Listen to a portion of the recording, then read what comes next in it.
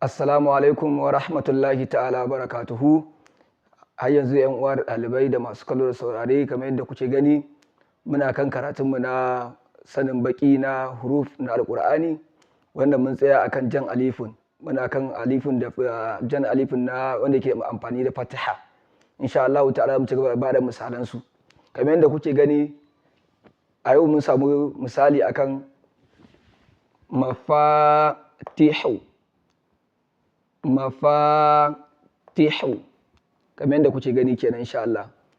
Mizajuha, mizajuha, yanalu.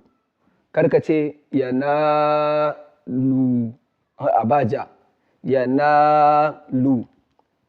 Akhahu, yutafu, naqatu, ghaliba. Anan mai kallo da saurare da kuma ɗalibai da kuke gani ga hu mun samu. Ita ma wannan ana kiranta da idan ta zo da fataha ana ce ta ha. In ta zo da kisra ana ce ta hi. In ta zo da damma ana ce da ita hu. To insha Allah ta'ala yanzu muna kan magana akan ta zo da damma shine zai baka hu.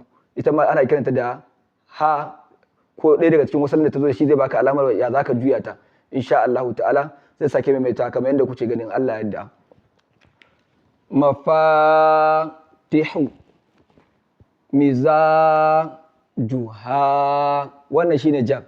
Yanalu, akhahu, yutafu, naqatu, ghaliba.